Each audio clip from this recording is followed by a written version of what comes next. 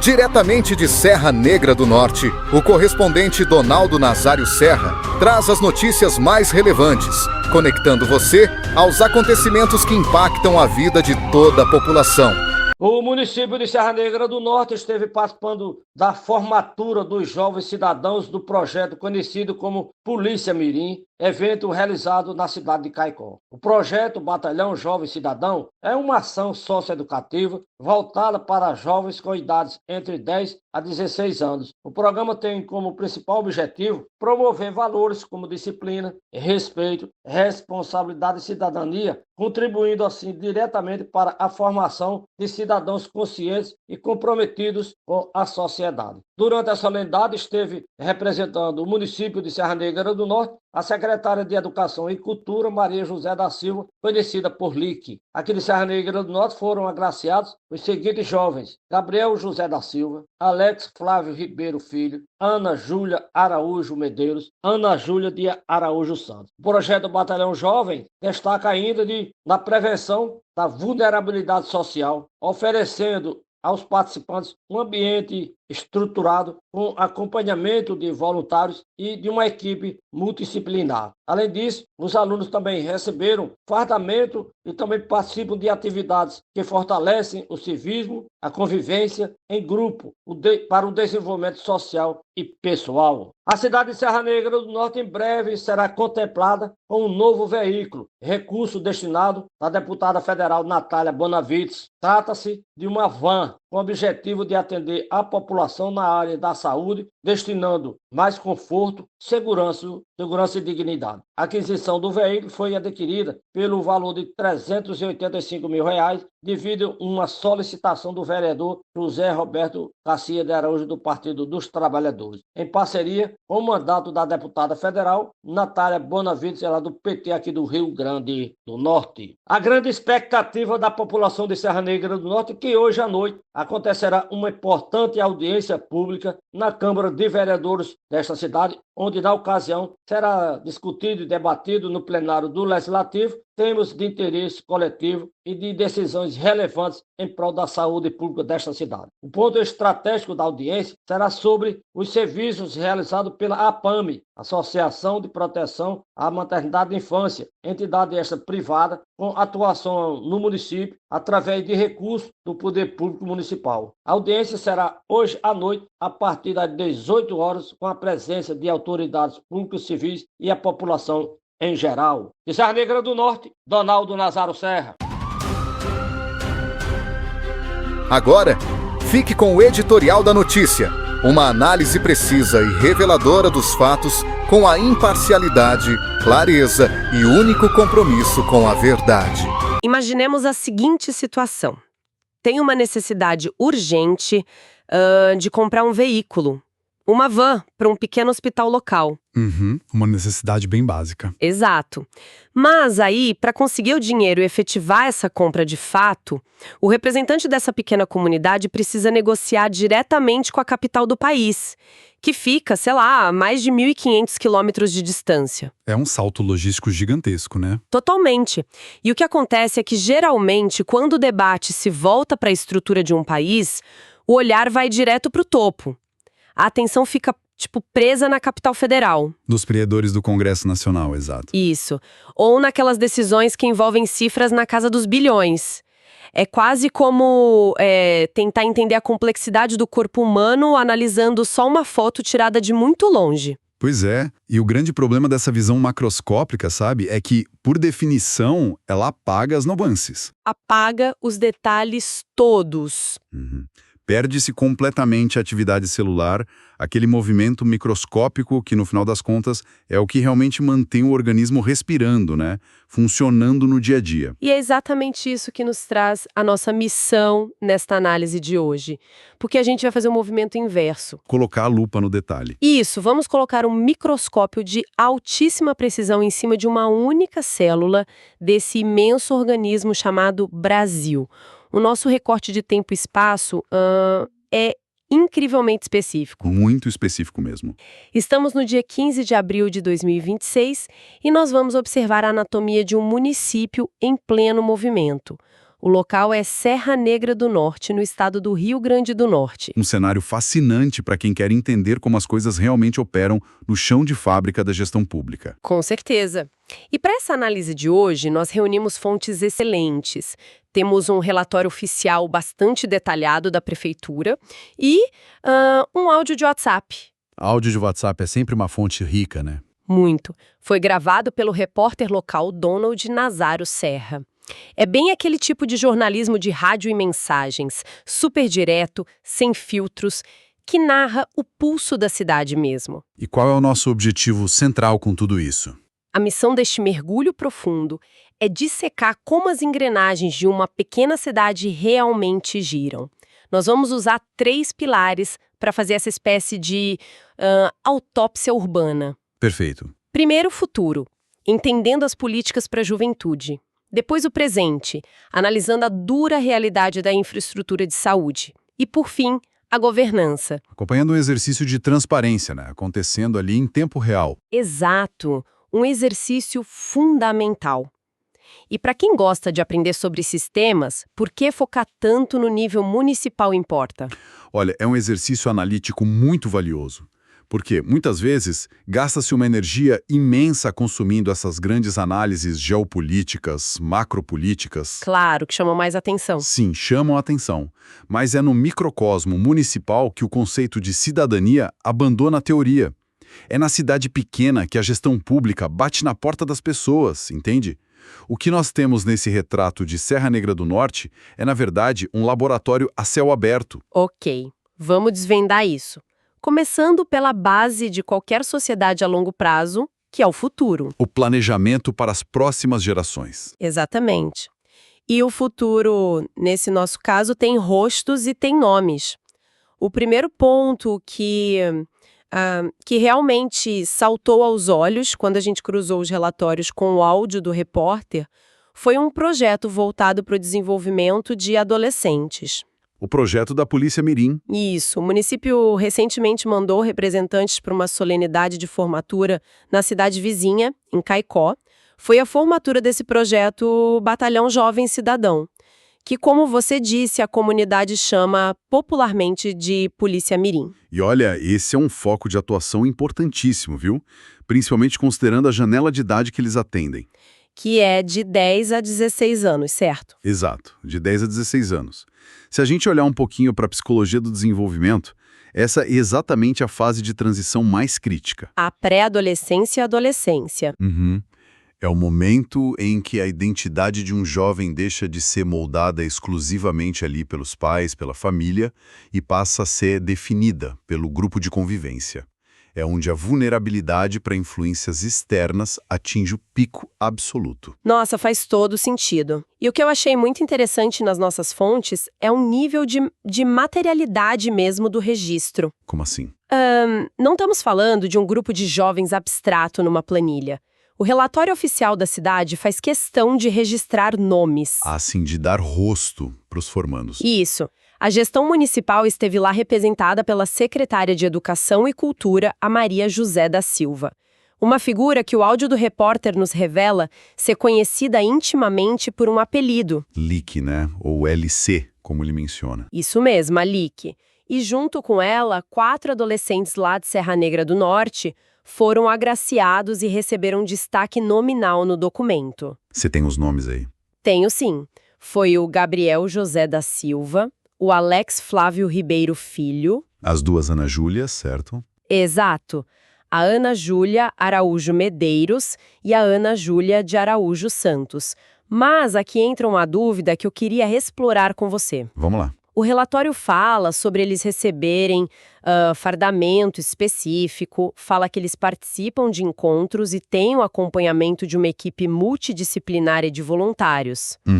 Mas o que realmente muda na cabeça de um jovem de 12 anos, tipo o Gabriel ou as Ana Júlias, ao colocar um uniforme e entrar num batalhão mirim? É só para ter uma disciplina militarizada? Não, de jeito nenhum. O que é fascinante aqui é entender a mecânica sociológica por trás desse fardamento. Vai muito, muito além da disciplina de marchar. É mais simbólico, então. É prático e simbólico. Quando um adolescente veste um uniforme desse projeto, esse pedaço de tecido atua como um verdadeiro exoesqueleto social. Um exoesqueleto social. Adorei o termo, mas me explica melhor. Sim, pensa na função de um exoesqueleto lá na natureza. Ele fornece uma estrutura rígida por fora, enquanto o interior ainda é muito frágil e está crescendo. Tipo a casca de um caranguejo, algo assim. Perfeito, tipo isso. Para um jovem de 12 a 16 anos, a identidade interna ainda está em formação. Está cheia de incertezas, de fragilidades. Inseguranças típicas da idade, né? Exato. O fardamento iguala todo mundo ali socialmente. Não importa se a família de um tem mais dinheiro que a do outro, ali a identidade de grupo prevalece. Isso sacia uma necessidade psicológica profunda que os adolescentes têm de pertencer a uma tribo. Ah, claro. Eles vão buscar uma tribo de qualquer jeito, né? Vão. E ao fornecer uma tribo estruturada no civismo, estruturada em valores, o município retira esse jovem do vácuo da ociosidade, aquele espaço vazio onde tribos muito mais perigosas poderiam tentar aliciá-lo. Sabe que, ouvindo você falar, parece quase como se o município estivesse aplicando uma espécie de vacina social. Uma vacina social? Ou usando uma lógica de juros compostos em cima do capital humano. Porque se a gestão pública investe no acompanhamento desse exoesqueleto agora, com psicólogos, ensinando convivência, o retorno financeiro e social lá na frente se multiplica. Com certeza absoluta. É incomparavelmente mais barato formar um cidadão engajado aos 14 anos do que ter que lidar com o custo altíssimo da criminalidade, da evasão escolar ou da marginalização quando essa mesma pessoa tiver 25 anos. Nossa, é o cerne da questão. E a menção à equipe multidisciplinar no relatório é o que valida exatamente essa ideia da vacina social que você falou. Porque não é só colocar a farda e marchar. Claro que não. Um projeto que apenas manda marchar não sustenta resultados a longo prazo. A presença de pedagogos e psicólogos significa que o comportamento em casa também é olhado, o rendimento na escola é monitorado. Eles fecham o cerco positivamente. O município não está só ocupando o tempo livre do adolescente.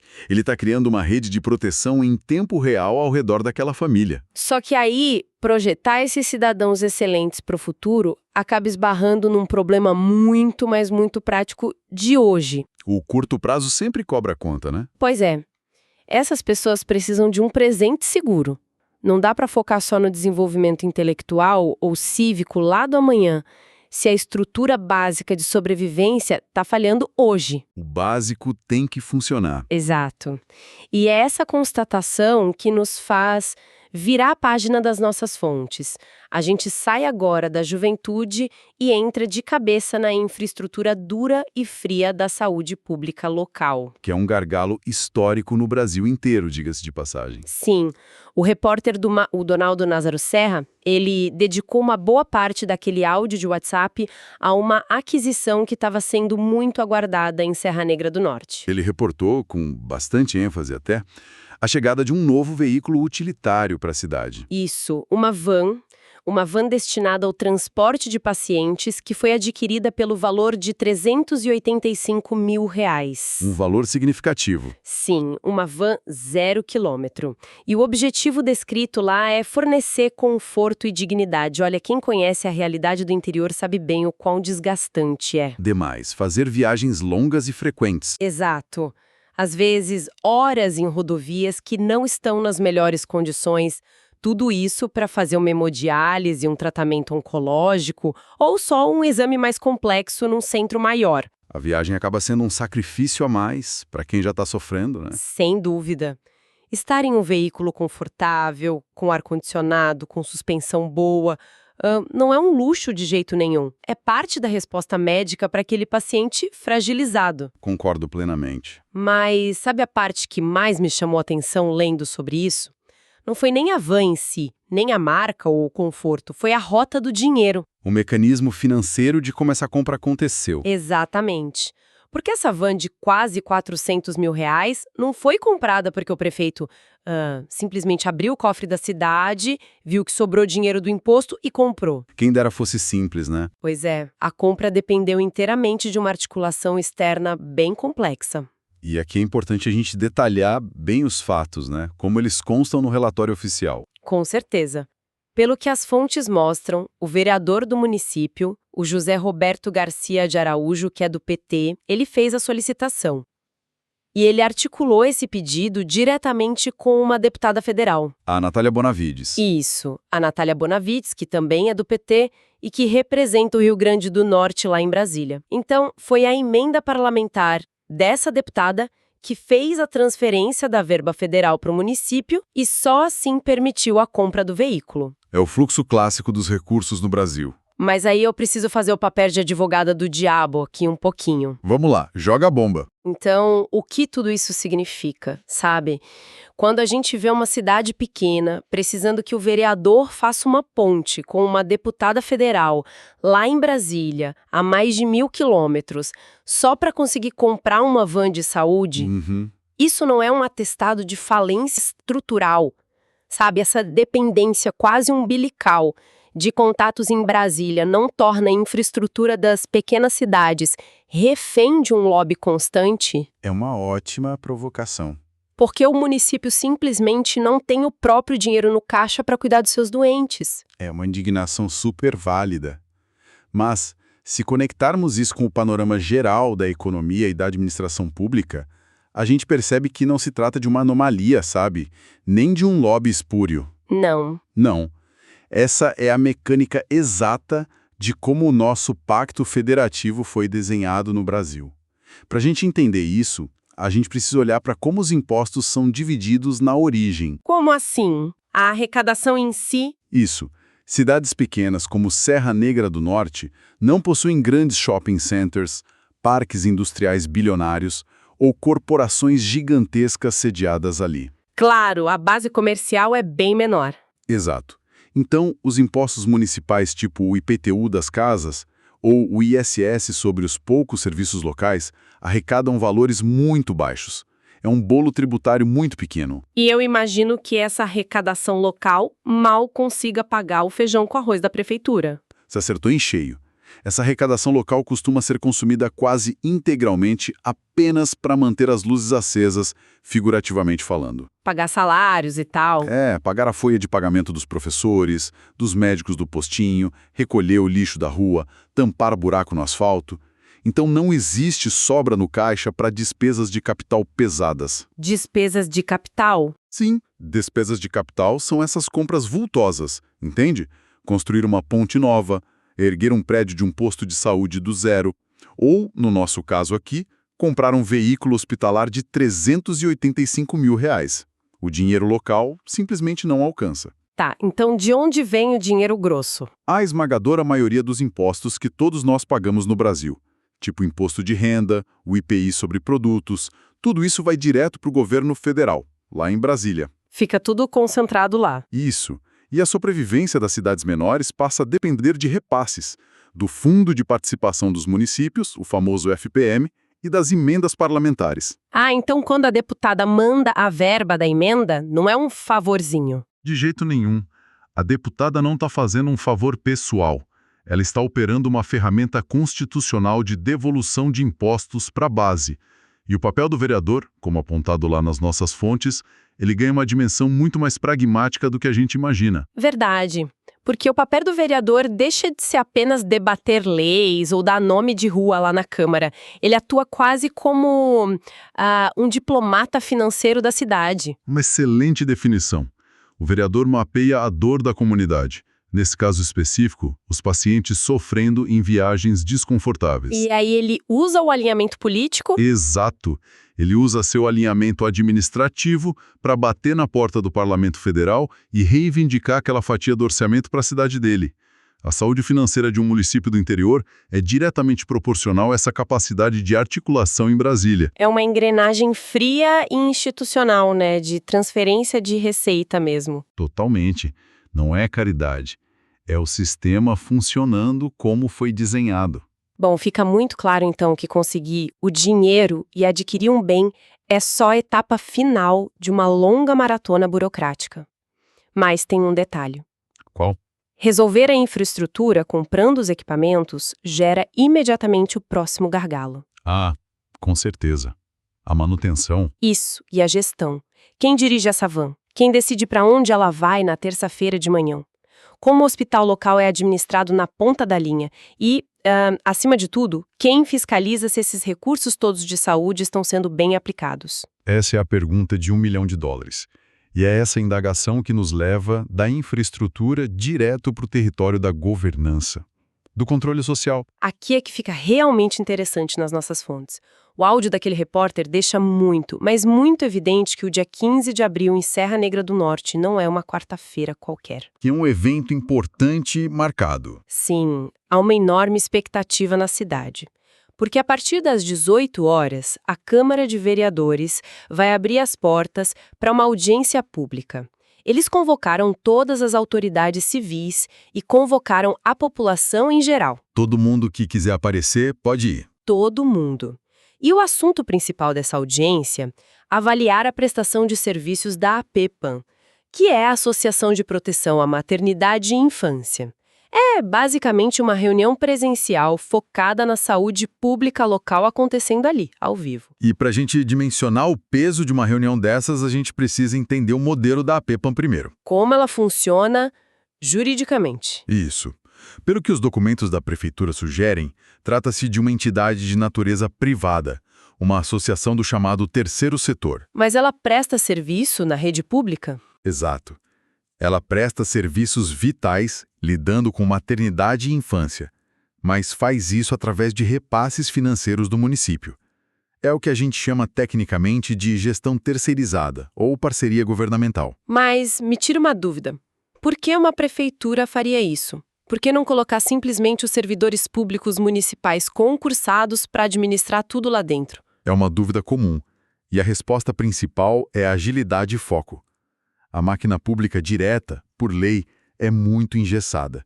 É cheia de processos licitatórios longos. Ah, entendi. Se falta uma gase, a compra direta pela prefeitura pode levar meses por causa da burocracia. Entidades do terceiro setor costumam ter mais velocidade administrativa para comprar. E também tem um quadro técnico focado exclusivamente naquela missão da maternidade. Só que terceirizar a execução não significa terceirizar a responsabilidade, né? De jeito nenhum. Esse é o ponto-chave. Quando o Estado passa dinheiro público para uma entidade gerir a saúde, o risco de perder o controle do que está sendo feito com esse dinheiro é imenso. E é por isso que uma audiência pública, marcada ali para 6 da tarde, ganha ares de um tribunal popular.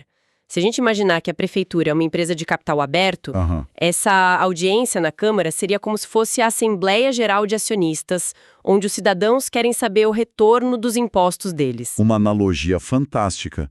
E no caso da saúde pública municipal, o lucro que esses acionistas estão exigindo ali na plenária não é dinheiro no bolso. São indicadores de sobrevida. Certo. Exato. São taxas menores de mortalidade infantil, é agilidade na marcação de exames e a qualidade no atendimento daquela mesma van novinha que acabou de ser comprada. Isso levanta uma questão sobre as consequências reais dessa reunião. Tipo, se a população vai até lá, senta nas cadeiras, exige ver as planilhas e, de repente, descobre falhas gravíssimas. O que acontece? É só uma conversa amigável e todo mundo vai para casa? De forma alguma. A audiência pública não é um bate-papo, sabe? É um mecanismo institucional com muita força legal. É a prestação de contas no seu nível mais cru e direto. Tem peso jurídico, então? Tem. Se a PAN não conseguir justificar seus custos lá na frente de todo mundo, ou se as mães da cidade pegarem um microfone para denunciar algum maltrato ou a falta de médicos no plantão, as consequências são imediatas. O que eles podem fazer? As atas dessa reunião podem ir direto para a mesa do Ministério Público Estadual. A própria Câmara dos Vereadores pode exigir auditorias profundas. E o contrato pode ser quebrado? Sim, o Poder Executivo pode ser forçado, pela pressão ali, a suspender os repasses financeiros e até romper o contrato de parceria de uma vez por todas, reassumindo a gestão do hospital. Sem esse mecanismo da audiência, repassar verba pública seria basicamente dar um cheque em branco. Caramba! Imagina a pressão dessa cena. Pensa num político local ou num gestor dessa associação tendo que encarar um plenário quente, 6 da tarde numa quarta-feira. O clima deve ficar tenso. Muito. tendo que olhar nos olhos de mães enfurecidas, de contribuintes cobrando onde foi parar o orçamento da maternidade. Isso aqui não é aquele debate polidinho que a gente vê nas redes sociais. Com certeza não. É a prestação de contas acontecendo com a respiração ofegante no microfone ali, olho no olho. E é fascinante notar como, somando essas 3 frentes que a gente discutiu hoje, o município de Serra Negra do Norte nos entregou um raio-x completo do estado. E tudo num único dia de informações. É verdade. A gente teve acesso a todo o ciclo vital da gestão nesse mergulho. Absolutamente. A gente viu primeiro a base da sociedade sendo moldada, o projeto da Polícia Mirim criando aquele exoesqueleto social para os adolescentes, sabe? Investindo pesado em civismo e acompanhamento para evitar a vulnerabilidade no futuro. E depois a gente foi para a logística crua do presente. Exato.